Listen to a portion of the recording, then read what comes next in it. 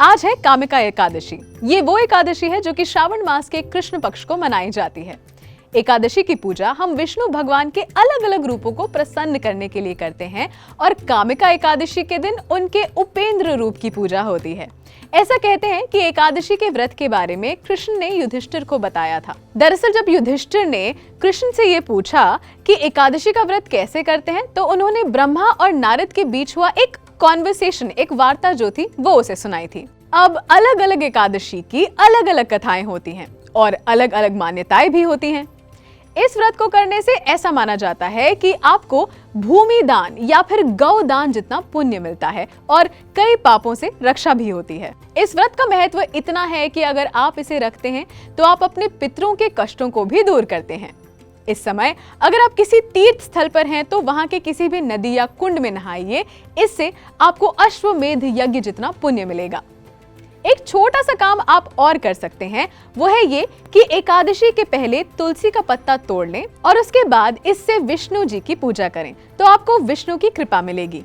तो आइए सबसे पहले आपको बताते हैं इसकी कथा और उसके बाद बात करेंगे कि किन किन चीजों का आपको इस व्रत के समय ध्यान रखना चाहिए। तो कथा कुछ ऐसी है कि कई सालों पहले एक गांव में एक क्षत्रिय रहता था जो कि बहुत भला मानुस था। उसमें सिर्फ एक कमी थी कि वो बहुत गुस्सैल था। इसी वजह से उसकी हर दिन किसी न किसी से लड़ाई हो जाया करती थी और उसको मानसिक शांति नहीं मिल रही थी। एक दिन इसी गुस्से में उसकी लड़ाई एक ब्राह्मण से हो गई। लड़ाई बहुत बढ़ गई और गुस्से में उसने ब्राह्मण की हत्या कर दी।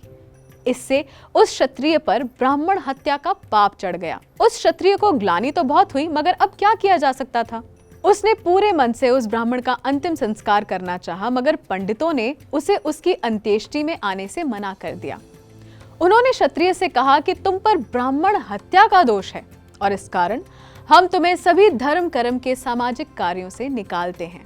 क्षत्रिय बहुत दुखी हुआ और उसने विनती करते हुए उन पंडितों से अपने पाप का प्रायश्चित करने का उपाय पूछा। तब उन्होंने क्षत्रिय को कामिका एकादशी के व्रत के बारे में बताया। क्षत्रिय ने पूरे विधि विधान से पूजा की और उसकी पूजा से विष्णु जी ने प्रसन्न होकर सपने में उसे दर्शन दिए। इस तरीके से क्षत्रिय का ब्राह्मण हत्या के पाप से छुटकारा हुआ और कामिका एकादशी का महत्वपूर्ण व्रत शुरू हो गया।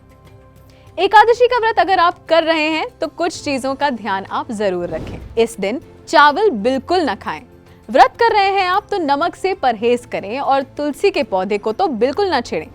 अगर आप तुलसी के पत्ते को तोड़ना चाहते हैं तो एकादशी के पहले दिन तोड़ लें और अगले दिन पूजा में उसका इस्तेमाल करें। ऐसी और भी बहुत सारी वीडियोस के लिए, व्रत की कथा, विधि और उपाय के लिए आप हमारे चैनल धर्मा लाइफ को सब्सक्राइब करना बिल्कुल ना भूलें।